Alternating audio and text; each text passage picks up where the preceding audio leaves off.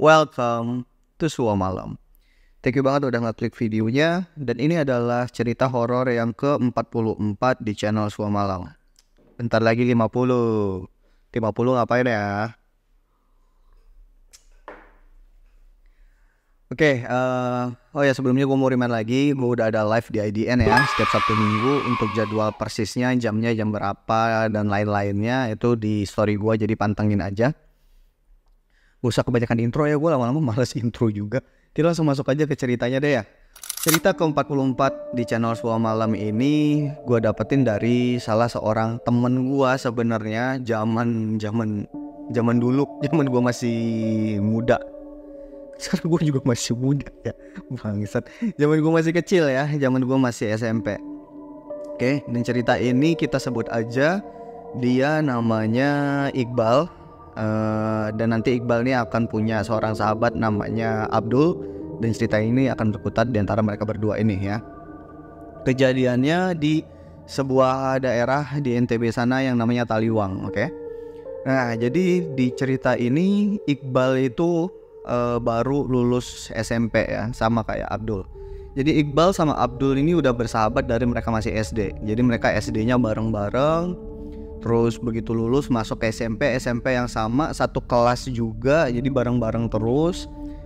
Iqbal juga punya teman-teman yang lain yang satu circle, cuman memang yang paling eratnya banget tuh sama si Abdul ini, karena kemana-mana mereka selalu berdua. Rumah juga deketan, kadang-kadang juga mereka nginep di rumah satu sama lain. Di luar dari itu, si Abdul sama si Iqbal ini juga ikut satu komunitas yang sama, dimana komunitas itu adalah komunitas bela diri ya, sebuah perguruan bela diri tradisional, mungkin kayak semacam silat-silatan gitu. Yang sorry gue nggak bisa sebutin nama perguruannya apa, karena gue juga tahu perguruan itu dan gue juga pernah jadi bagian dari perguruan itu juga, walaupun cuma sebentar, oke? Jadi ini itu semacam silat tradisional ya, yang fokus sama teknik combatnya dia, teknik berantemnya dia, sama teknik berantem senjata, dan ada sedikit ilmu kebatinan juga di situ gitu. Jadi ada mistis-mistisnya juga nih di komunitas itu. Cuman ya namanya masih anak kecil ya, nggak terlalu terjun ke arah sana, tapi lebih fokus ke ya kehidupan komunitasnya dan belajar bela dirinya gitu. Dan mereka cukup cukup intuit banget gitu, cukup yang ngegemarin banget gitu ya. Kayak gue bilang tadi, si Iqbal sama Abdul ini benar-benar suka banget sama komunitas ini ya. Oh ya, gue lupa ngasih tahu kalau plotnya ini terjadi di sekitar tahun 2000-an awal. Dan waktu itu gue saat kejadian ini ya, gue belum kenal sama si Iqbal ini. Gue baru kenal dia beberapa tahun setelah kejadian ini, dan akhirnya dia ceritain ini ke gue, oke? Nah, si Iqbal sama Abdul nih di satu SMP yang sama tadi, dan akhirnya mereka lulus. Mulai kan muncul perbincangan itu kan, kita akan melanjutin kemana nih bro, kita kemana ya.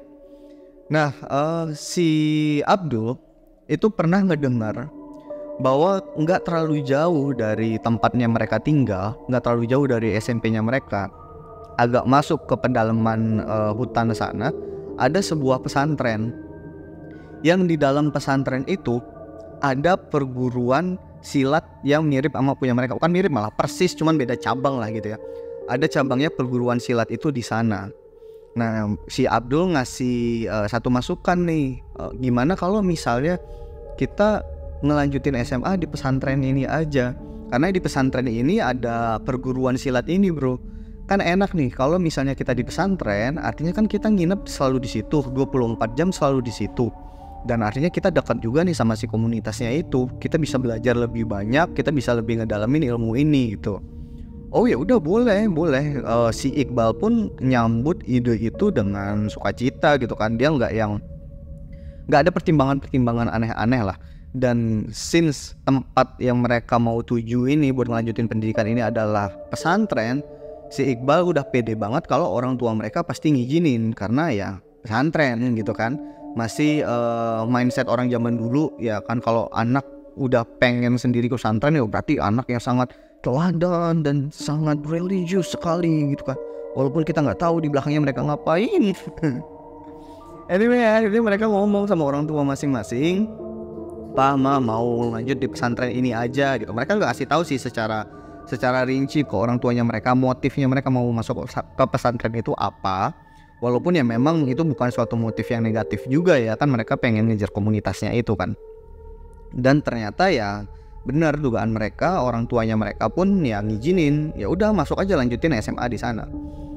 Masuklah mereka ke SMA di pesantren itu ya, daftar segala macam. Dan memang ya gini, ada yang unik di pesantren itu sebenarnya. Pesantren itu kan memang membuka pendaftaran ya setiap tahun ajaran baru ya, per 3 tahun sekali gitu lah ya. Enggak per 3 tahun dong, tiap tahun gitu yang ngebuka pendaftaran baru. Cuman uniknya adalah di pesantren itu jarang banget orang yang masuk daftar ke pesantren itu untuk langsung masuk ke SMA-nya. Ngerti gak maksud gue? Jadi kalau misalnya orang lulus SMP masuk SMA di pesantren itu jarang. Karena rata-rata orang masuk ke pesantren itu dari lulus SD. Jadi dari lulus SD masuk daftar kelas 1 SMP-nya di pesantren itu. Dan nanti lulusnya selesainya ya pas kelas 3 SMA. Jadi di pesantren itu selama 6 tahun gitu. Ada 1 atau 2 murid di beberapa tahun ajaran yang memang masuknya di tengah-tengah di kelas 1 SMA. Bahkan gua pernah ada di pesantren itu dan gue pernah ada cerita juga di pesantren itu. Kalian scroll aja di bawah. Dan gue tuh masuknya di kelas 2 SMP malah kelas 3 SMP. Itu kan tengah-tengah banget. Nah itu jarang banget. Nah bener aja di tahun ajarannya si Iqbal sama si Abdul ini masuk ke pesantren itu, mereka berdua adalah satu-satunya anak yang daftar di pesantren itu yang mulai dari kelas 1 SMA. Jadi yang lain ya semua anak baru di sana itu mulainya di kelas 1 SMP. Nah pesantren itu sama sekolah-sekolah pada umumnya, ada istilah semacam ospek-ospekan gitu di awal kan, orientasi, ngenalin seniornya, ngenalin ustadz-ustadznya, ngenalin fasilitas-fasilitas umumnya di sana, kegiatan, aktivitas, komunitas, bla bla bla bla bla nya itu dikenalin semua. Cuman yang jadi peserta dari acara itu adalah anak-anak baru semua nih yang masih cilik-cilik, yang masih baru lulus SD. Nah mereka yang berdua ini karena cuma 2 orang dan mereka juga jatuhnya udah kayak remaja gitu ya, nggak diwajibkan untuk ikut orientasi itu. Mereka langsung tiba-tiba disuruh joinan masuk ke kamar ke salah satu asrama. Mereka langsung masuk ke asrama kelas 10 dan didaftarin ke salah satu kelas 10 juga sebagai anak baru eksternal gitu, anak luar. Ya kenalan lah mereka di sana, mereka nggak ikut ospek. Jadi ya mereka jatuhnya di sana bener-bener lebih clueless daripada anak-anak baru gitu kan. Karena anak-anak baru yang kelas 1 SMP kan dikenalin semua kan. Kalau mereka nih enggak, jadi kayak modal tanya-tanya aja nih, tanya-tanya ke teman-temannya mereka yang satu angkatan itu kan, kayak ini ustadz killernya yang mana gitu. Terus kalau di sini nongkrongnya di mana gitu kan. Pokoknya ya kayak gitu-gitulah. Teknik-teknik mandolnya di mana, gitu-gitulah pokoknya. Itu semuanya modal tanya-tanya aja. Sampai akhirnya aktivitas mulai berjalan ya. Mereka juga mulai nikmatin, mulai beradaptasi lah sama lingkungan sekitarnya mereka. Sampai akhirnya bener aja mereka nemuin bahwa memang di pesantren itu ada komunitas silat yang tadi. Dan akhirnya mereka daftar lah. Kebetulan memang teman sekamarnya mereka itu ada yang bagian dari komunitas itu. Tanya-tanya lah kan, oh ini gimana daftarnya segala macam. Akhirnya mereka daftarlah mereka di sana sebagai murid baru. Jatuhnya mereka nggak murid baru sih, karena murid barunya di sana kan anak-anak cilik yang tadi yang gue omongin, yang anak kelas 1 SMP.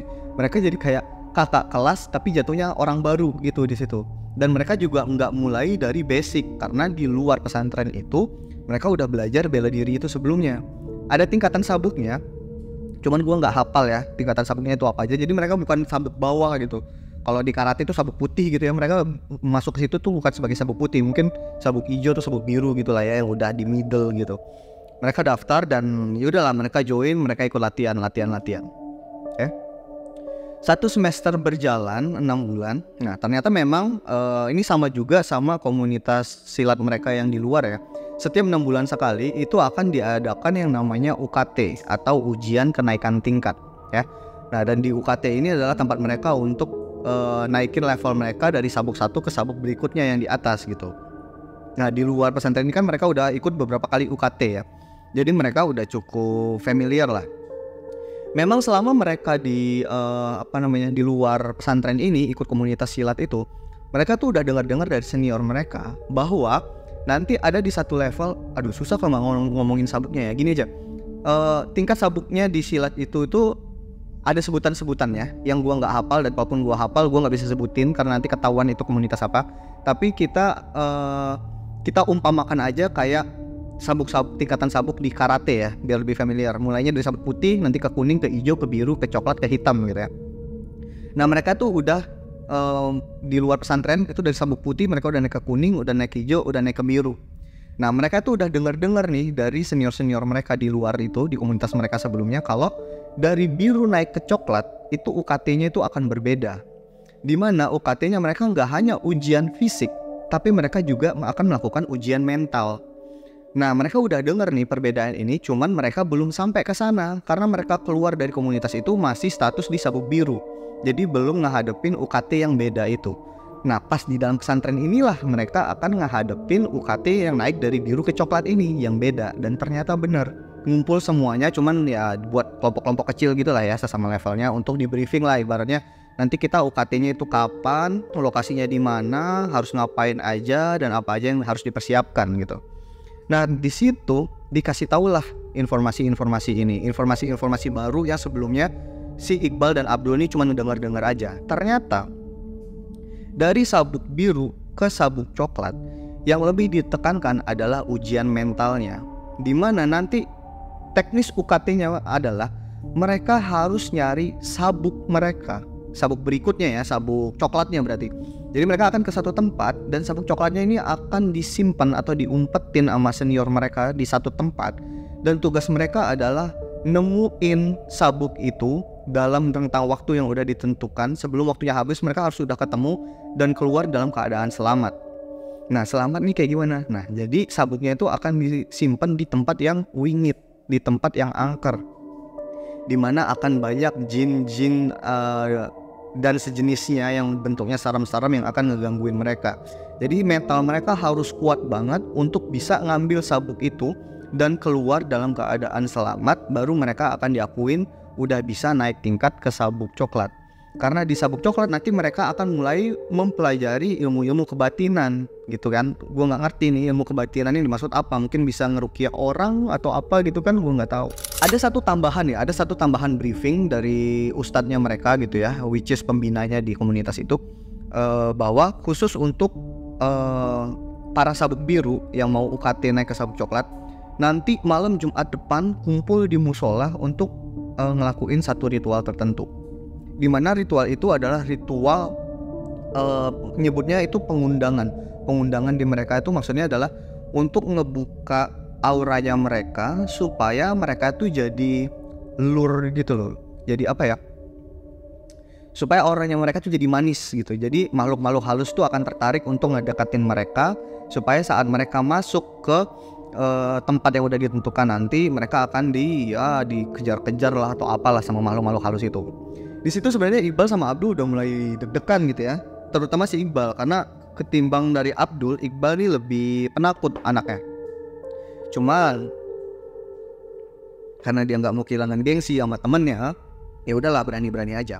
UKT-nya akan dilaksanakan di hari Jumat malam Sabtu berarti ya, dan mereka harus ngelakuin ritual itu di malam Jumatnya. Waktu berselang, ngumpullah mereka di musola malam Jumat itu ya.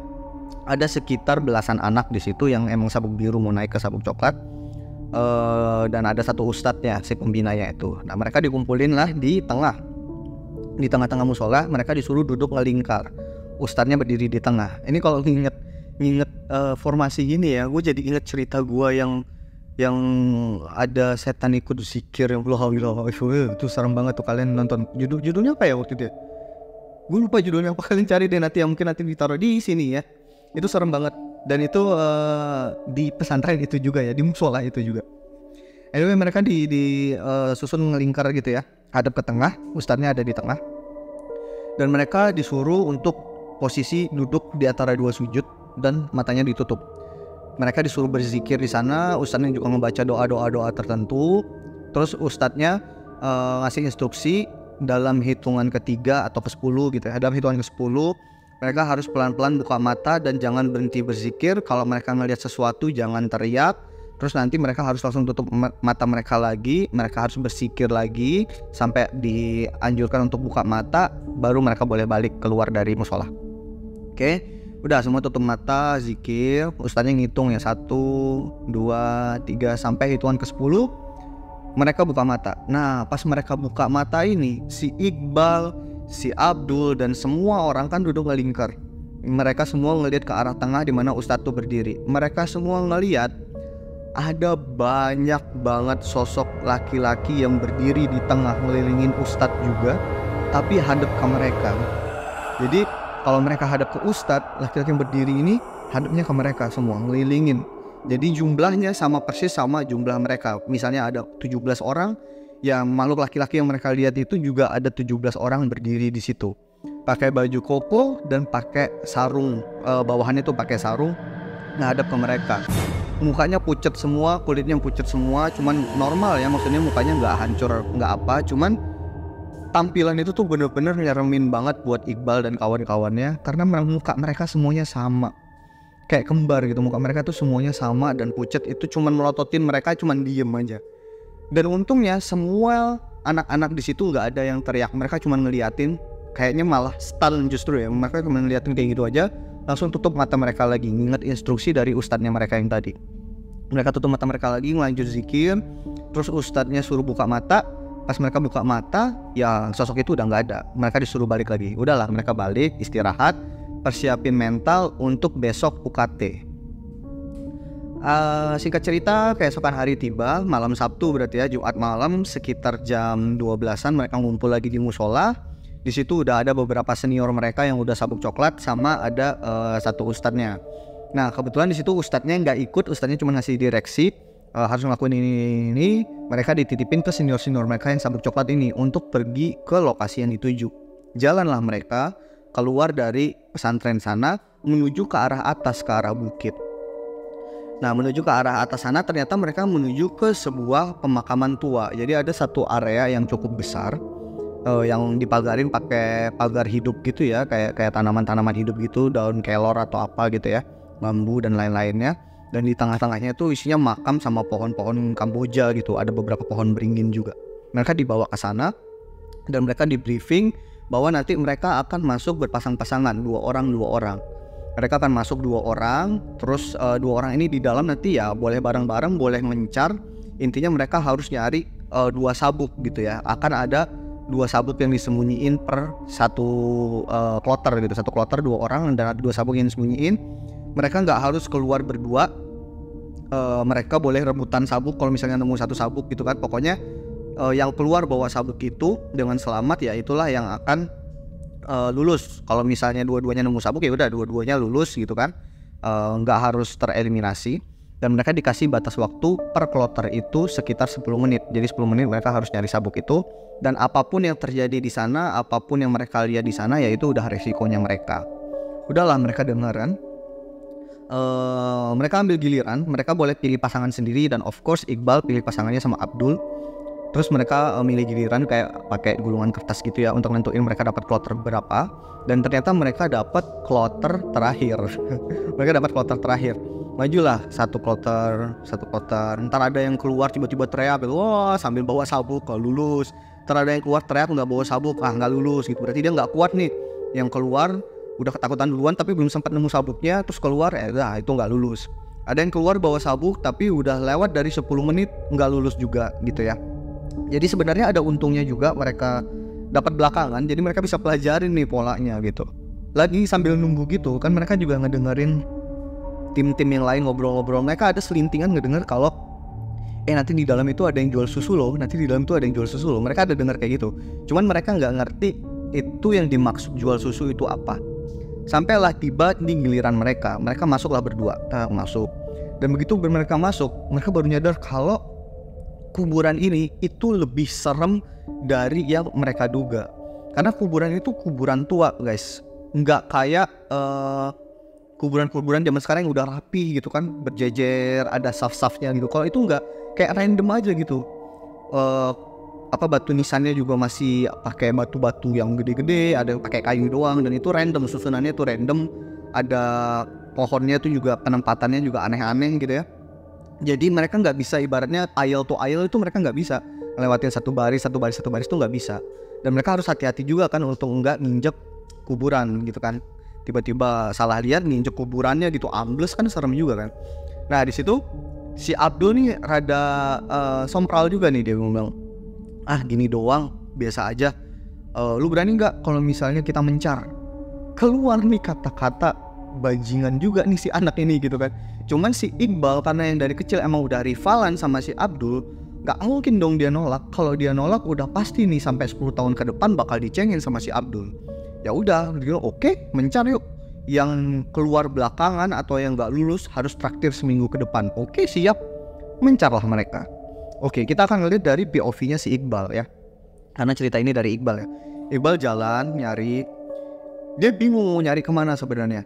Awalnya dia mikir, mungkin si sabuknya ini akan digantung di pohon. Jadi dia fokus nyamperin pohon, terus ngeliat mana ya, nggak ada. Mungkin nggak di pohon, mungkin di batu nisan lah. Dia ngeliatin ke batu nisan gitu. Kok nggak ada. Dia udah mulai capek, dia rada ngambil nafas gitu ya, berhenti di rada tengah-tengah gitu. Dia ngeliat ke kiri, dan ini susah ya nyari sabuknya karena sabuknya tuh warnanya coklat gitu kan. Ini memang gue umpamain sabuknya sabuk coklat level di karate, tapi memang bener di level mereka ini sabuknya warnanya coklat ya. Cuman ada ornamen-ornamennya gitu. Nah sabuknya ini memang susah ditemuin karena warnanya gelap dan itu malam gitu kan. Mereka tuh cuman dikasih senternya senter kecil yang segini doang gitu. Mungkin cuman 100 lumen saja kali ya. Jadi senter murah gitu lah ya. Nah jadi kalau ibaratnya tuh cahaya senternya tuh nggak langsung nyorot ke si sabuk itu, ya mereka nggak bakal ngeh kalau itu tuh ada sabuk di situ. Jadi kerjaan dia cuma begini-gini aja. Nah selama si Iqbal tuh nyari-nyari di pohon, sebenarnya dia udah ngeliat sesekali ada sekelebatan yang lewat, sert gitu. Cuman ya dia kayak udah nge-prepare gitu diri dia, kayak ini pasti ada lah nih yang lewat-lewat gini. Kalau istilah sana tuh setan tomong gitu ya, atau setan penakut gitu ya, setan yang cuma sekelibatan doang. Jadi dia nggak begitu deg-degan, cuman nggak yang begitu aduh gue takut banget gitu. Nah terus dia lagi istirahat di tengah-tengah itu, lagi narik nafas. Tiba-tiba dia ngeliat di depan kok ada yang ngegantung. Bentuknya mirip-mirip sama sabuk nih. Dia cuma ngeliat siluet doang. Ini jangan-jangan sabuk nih, jadi bentuknya kayak pita gitu ya, kayak kotak gitu menjuntai. Ini jangan-jangan sabuknya nih, di center sama dia. Beneran itu sabuknya. Jadi itu ada satu pohon Kamboja yang bercabang dua kayak gini, bentuk huruf Y. Nah sabuknya tuh ngegantung di sini, di tengah-tengahnya. Tapi kayak cuman sedikit doang, kayak sebagian besar sabuknya itu ada di sisi belakangnya yang nggak kelihatan sama dia. Dan pohon Kambojanya tuh cukup gede ya. Mungkin kalau diperkirain tingginya sama dia, posisi sabuknya itu ngegantung sekitar 180-200 meteran gitu. Dan batang pohon Kambojanya juga udah cukup gede ya, bisa nutup 1-1,5 badan orang lah gitu. Nah jadi dia cuma ngelihat sabuknya tuh ngegantung sana. Wah alhamdulillah ketemu nih sabuk. Dia ngeliat ke kiri ke kanan dulu di center, mau nyari si Abdul nih. Si Abdul ada nggak nih? Karena kalau misalnya ada si Abdul terus dia ngeliat sabuk ini juga, mau nggak mau pasti duel dong dia sama si Abdul. Dan memang si Iqbal ngakuin untuk masalah duel si Abdul ini lebih jago dari dia gitu kan. Udah lebih jago, lebih berani lagi. Ya udahlah, buru-buru dia langsung lari. Jaraknya mungkin sekitar 20 meter di depan dia. 50 meteran di depan dia. Dia langsung lari menuju ke sabuk itu. Nah ujung sabuk tadi kan menggantung dua gini kan, itu langsung diambil sama dia, terus ditarik, gitu. Tapi pas ditarik itu kayak nyangkut, kayak gini. Nah kok nggak bisa ditarik ya? Dicoba dua tangan, masih nggak kecabut juga. Di situ si Abdul ngebayangin, ini kan yang dia tarik itu cuma sebagian kecil dari sabuk itu ya. Jadi sabuknya tuh kayak dilipat 4 gitu, terus digantungin. Nah dia narik itu nggak bisa, itu cuma sebagian kecil aja, mungkin cuma kayak sejengkal gini doang yang dia tarik. Sebagian besarnya ada di sebelah sana. Nah si Abdul mikir mungkin yang sebagian besar itu dililitin ke batang yang ada di sebelah sana. Jadi kalau ditarik dari sebelah sini itu nggak bakal bisa, mentok kan, harus ditarik dari sebelah sana. Oke lah, jalanlah dia. Pas dia jalan gini, si Abdul langsung teriak, langsung jatuh lompat ke belakang gitu. Astagfirullahaladzim. Karena ternyata di situ yang dia lihat adalah pocong. Jadi di belakang pohon Kamboja itu ada pocong yang berdiri dan sabuknya itu ngelilit ke ininya si pocong itu. Jadi kan pocong ada kuncup kan. Harusnya di sini kan ada tali pocong kan. Nah itu tuh Aduh ya, gue pengen ketawa juga sih kalau ngebayangin. Ini harusnya serem, tapi kalau gue ngebayangin lucu juga, kasihan juga nih pocong kan. Jadi kan ada kuncup kan. Pocongnya anggaplah tingginya setinggi orang dewasa, sekitar 170-an cm gitu ya. Jadi kuncupnya itu keikat sama sabuk, bukan keikat sih, lebih kelilit sama sabuk. Terus pocongnya kan nempel ke pohon gitu ya. Nah ujung sabuknya itu ke sana.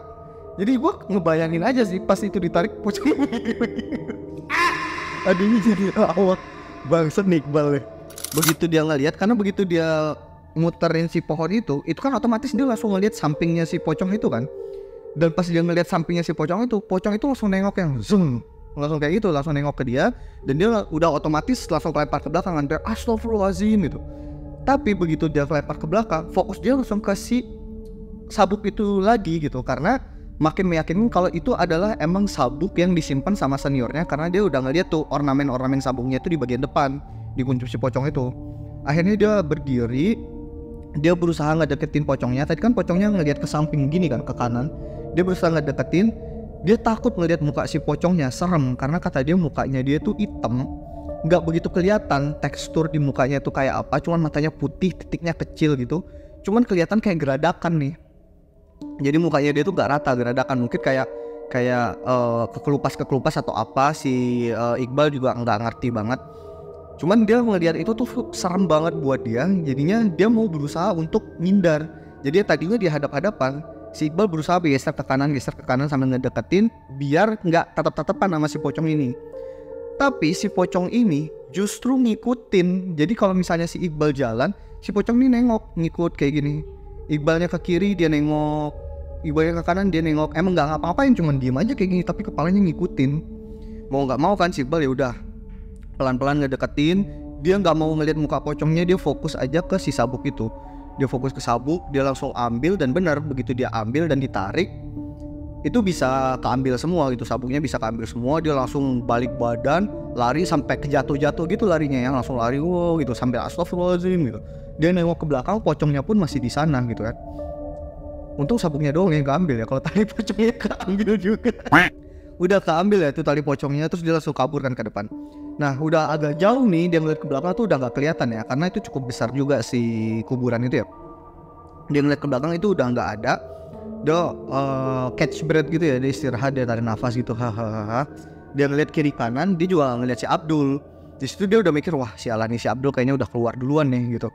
Ya udahlah, dia langsung nge-scanning area gitu kan, kayak jalan keluarnya lewat mana nih? Oh lewat sana. Udah dia jalan ke sana. Nah pas dia lagi jalan keluar, tiba-tiba dari arah belakang kanannya dia ada suara ibu-ibu yang manggil dia. Nah, gitu. Dia langsung nengok dong, dan ternyata bener, di situ ada ibu-ibu yang lagi duduk di atas sebuah batu nisan. Dia tadinya nggak nyadar kalau itu batu nisan, dia kepikir itu batu biasa aja. Karena dia dipanggil, dia refleks, oh iya bu, dia ngedeketin. Mungkin karena emang dasarnya anaknya sopan gitu ya, dia ngedeketin. Dan dia baru nyadar, aduh ini ibu-ibu duduknya di atas batu nisan.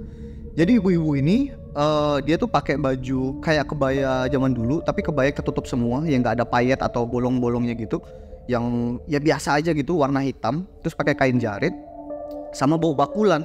Jadi di sini ada kayak kain gitu yang ngegendong bakul, kayak orang jual jamu zaman dulu gitu. Nah ibu-ibunya nawarin, mau susu nak, enak. Ibunya bilang kayak gitu. Dia ngeliat kan, wih ada susu nih. Oh ini kali ya yang dibilang sama teman-teman tadi, kalau di dalam tuh ada yang jual susu. Tapi enggak, gue nggak suka susu. Ya mungkin aneh juga sih nih bu, jual susu malam-malam di kuburan. Mungkin buat tukang beli kubur atau tukang ronda kali ya. Ya udahlah gitu. Oh enggak bu, makasih. Oh iya. Bunyi cuma gitu doang. Keluarlah dia keluar. Ini lewat jalan keluar pagarnya, pagar tanaman hidup tadi, ke si seniornya yang udah nunggu di sana, kayak teman-temannya juga gitu kan. Nih dapat. Dicek jam, dicek waktu, ternyata bener nih belum nyampe 10 menit, dinyatakan lulus. Wah seneng tuh dia. Dia ngeliat sekitar, Abdul belum nongol. Nanya lah dia ke teman-temannya kan, Abdul mana, udah keluar belum? Belum dia, Abdul belum keluar, masih di dalam tuh. Dan memang si senior itu mereka kan klaster terakhir kan, kloter terakhir kan, klaster mabur. Mereka kan kloter terakhir kan. Harusnya kalau misalnya dia udah keluar dan Abdul udah keluar juga tadi, harusnya kan mereka semua bakal relax, terus senior juga bakal ya udah langsung nggak standby lagi di situ kan. Tapi begitu dia keluar, dia barunya senior ini masih pada berdiri nih, masih pada begini. ngadep ke arah kuburan kayak masih standby gitu. Dan diperhatiin muka-muka senior ini kayak muka-muka khawatir juga. Karena pas dia keluar itu udah mepet 10 menit sebenarnya. Dan pas dia nanya-nanya ngobrol-ngobrol itu kan udah lewat tuh waktunya. Udah lewat 10 menit, Abdul masih belum keluar. Terus dia nyoba nanya gitu ke seniornya, "Bang, Abdul emang belum keluar, Bang?" Belum. Lu tadi ketemu gak sama Abdul di dalam?" "Nggak lihat sih, Bang. Tadi sih gue barengan pas di awal, abis itu misah. Terus gue nemu sabuk gue, terus udah gue langsung cabut, gue nggak ngeliat dia lagi." Iya, cuman gitu doang. Si seniornya nggak banyak ngasih keterangan juga gitu atau respon. Jadi seniornya diem aja. Ya udah, anak-anak yang lain tuh lagi pada duduk gitu ya di tanah. Si Iqbal pun ikut duduk gitu kan. Si Abdul kemana sih, lama banget. Mereka nunggu gitu kan, waktu berjalan dan itu cukup lama. Kalau diperkirakan sama si Iqbal mungkin itu udah setengah jam sampai 1 jam. Teman-teman yang lain itu juga udah mulai bisik-bisik, cuman karena si Iqbal anak baru ya, dia belum terlalu baur sama anak-anak yang lain, jadi dia cuma duduk sendirian doang gitu. Dia cuma ngedengar mereka ini udah mulai kerasa krusung nih ngomongin soal Abdul gimana gitu kan. Nah, sampai akhirnya senior di situ ada 4 orang. Senior itu bilang, "Kalian tunggu di sini sama Kak ini." Ada 1 senior cewek gitu ya, disuruh diam di situ, dan 3 ini senior cowok itu masuk ke dalam kuburan. Mereka masuk. Dan masuknya tuh kayak orang gopoh gitu ya, lari-lari gitu bawa senter. Nah, si kakak senior yang cewek ini cuma nenangin aja, "Udah, kalian tunggu di sini ya, kita tunggu." Nah, begitu ditunggu-tunggu sekitar kayak 10 sampai 15 menitan, keluarlah, kelihatan nih senter dari dalam kan, ada 3 biji senter keluar, dan keluarlah 3 senior tadi dengan salah satu seniornya itu lagi ngegendong Abdul. Jadi Abdul tuh kondisinya nggak sadar diri digendong depan kayak gini. Nah, di situ kan si Iqbal langsung panik gitu kan. Dul, kenapa Dul? Dia langsung nyamperin, langsung ngegampar-gamparin si Abdul gitu kan. Mau dilarang-larangin sama abang-abangannya gitu. Jangan. Udah, kita balik. Turunlah mereka di situ. Itu masih dibawain tuh si Abdul ya. Turun mereka ke arah pesantren mereka lagi dan ke musola. Ditaruhlah Abdul di situ. Senior-seniornya pada kayak ngambil sarung nyelimutin si Abdul, terus ngambil wangi-wangian gitu ya, ditaruh di hidungnya supaya sadar. Dan akhirnya Abdul sadar. Siuman nih dia. Ditanyain lah apa yang terjadi sebenarnya. Nah, di situ begitu Abdul udah tenang, udah minum, akhirnya dia cerita, dan ini dari POV-nya Abdul ya. Jadi begitu masuk, tadi kan si Abdul minta buat misah tuh sama si Iqbal kan. Setuju, Iqbal ke kiri, Abdul ke kanan. Nah, Abdul jalan, itu rutenya adalah nyisir area sebelah kanannya pemakaman, which kalau disisir-sisir terus akan ketemu di satu titik, di satu kuburan, di mana tadi si Iqbal ketemu sama ibu-ibu yang jual susu. Nah, Abdul jalan ke sana dan emang bener dia ngeliat ibu-ibu yang jual susu. Abdul lihat kiri kanan, terus lihat ibu-ibu yang jual susu. Ibu-ibu itu tuh manggil, "Nak, sini nak." "Oh iya Bu." Abdul nyamperin. Nah, tadi kan Abdul emang udah dengar juga kalau ada yang jual susu di dalam, walaupun dia nggak dengar lengkap mitosnya itu seperti apa atau kabarnya itu seperti apa. Jadi sama kayak Iqbal, Abdul mikir ibu-ibu ini jualan susu untuk orang-orang ronda atau orang-orang yang ngegali kubur gitu kan. Walaupun di situ udah ada keanehan juga, bisa nih ibu-ibu duduknya di atas nisan gitu kan. Ya udahlah. Di situ Abdul berusaha memanfaatkan situasi itu. Abdul nanya, "Bu, tadi ngeliat nggak senior ngumpetin sabuknya di mana?" Ibu itu langsung nyaut gitu, "Iya, Ibu tahu." gitu. Wah, seneng tuh si Abdul kan. Nggak susah nih nyari si sabuknya gitu kan, bisa nanya ibu-ibu ini. Terus ibu-ibu tuh nyaut, "Kamu mau susu nak?" gitu. "Enggak Bu, makasih. Sabuknya di mana ya Bu kalau boleh tahu?" "Nanti Ibu kasih tahu kalau kamu minum susunya." Gitu. Aduh, pakai syarat lagi. Ya udahlah, dia rogoh-rogoh kocek. Ternyata ada, dia nyimpen duit 5 ribuan. Dia beli, "Ini Bu, aku beli segelas aja ya." gitu. "Iya nak." Dikasihlah susu ini sama si ibunya. Jadi si ibunya ngambil dari bakul, ada kayak botol apa sebutannya? Kalau di tempat gue sih dipakai untuk nyimpan bensin Pertalite pinggir jalan, tau gak sih botol yang gede? Kalau di Jawa mungkin buat nyimpan jamu kali ya, beras kencur kayak gitu-gitu ya. Tutupnya dari kork kayu gitu, dibuka, itu isinya susu. Dituang ke gelas kaca kecil yang kayak mungkin agak lebih tinggi sedikit dari ini ya. Dituang ke situ, dikasihlah ke Abdul. Diambil sama Abdul, dicium, enak, anget susunya juga kan. Terus diminum sama dia dan memang susunya enak, enak banget nih susu gitu. Dan kondisi malam itu kan cukup dingin kan. Jadi calming lah rasanya dia minum susu. Dia minum susunya sampai tegukan terakhir. Kan kalau udah tegukan terakhir rada ngedongak gini kan. Nah pas sudah tegukan terakhir tuh ngedongak, nggak sampai gitu juga, nggak kayak iklan, pokoknya sampai tegukan terakhir dia balik lagi kan. Nah pas balik kayak gini, kondisinya langsung berubah. Jadi yang tadinya itu pemakaman semua, itu jadi tanah lapang doang. Bukan tanah lapang sih, lebih kayak padang rumput. Jadi yang tadinya dia gini, pemakaman semua kan, dan ada pohon-pohon, ada ibu-ibu di situ. Begitu dia balik, itu hilang semua. Pemakamannya hilang, udah nggak ada batu nisan lagi. Pohonnya hilang, ibu-ibunya juga udah nggak ada. Dia masih megang gelas. Di situ dia belum dapat rasa paniknya, dia cuma kayak loh. Terus dia ngeliat ke belakang, dia ngeliat ke kiri, ngeliat ke kanan gitu kan. Dan sepanjang yang dia lihat itu cuman langit ketemu rumput. Jadi sepanjang pandangan dia itu cuman rumput semua tuh. Jadi padang rumput dan langsung langit gitu. Jadi kayak langit ketemu rumput, saking jauhnya itu rumput, dia nggak nemu apa-apa lagi. Ibu-ibu itu juga nggak ada. Dia kayak apaan nih ya Allah gitu. Dia paniknya udah mulai masuk. Dia buang si gelasnya, dia lari lurus ke depan. Dia lurus lari ke depan, itu sepanjang dia lari dia nggak ngeliat apa-apa, cuman rumput semua. Sampai dia capek sendiri, dia berhenti, dia ngeliat sekeliling masih rumput. Jadi mungkin kalau dibayangin ya, dia tuh ada di padang rumput yang luas banget berhektar-hektar, dia di tengah tanpa ada satu apapun. Itu kan panik ya, dengan kondisi kayak gitu. Dia udah astagfirullahaladzim. Dia tutup mata, dia baca doa gitu kan, ya Allah bantu aku, ya Allah bantu aku gitu. Dia baca ayat kursi di sana, dia baca doa sebisa dia baca kulhu, dia baca An-Nas gitu kan. Terus dia buka mata, di situ dia langsung panik, dia langsung teriak-teriak sendiri karena kondisinya masih rumput semua. Tapi sekarang itu rumput dan gelap, kondisi malam. Di depannya dia nih melingkar banyak banget, itu pocong semua, banyak banget, bentuknya beda-beda, tingginya beda-beda, ukurannya beda-beda di sekitarnya dia. Walaupun memang jaraknya agak jauh, jadi bukan yang benar-benar di depan dia, jaraknya itu agak jauh, tapi kelihatan itu tuh pocong semua melingkar. Dia sampai ngelihat kayak gini itu sambil teriak-teriak, sambil astagfirullah, ngelihat sekelilingnya dia, itu dia pocong semua yang dia lihat gitu. Sampai akhirnya pocong ini ngerapet ke dia. Dia udah nggak tahan, sampai keduduk, makin dideketin, itu pocongnya langsung muncup gini semua. Jadi dia benar-benar di tengah-tengah ngeduduk, pocongnya muncup semua rame-rame ke dia, kayak dikerumunin sama pocong gitu.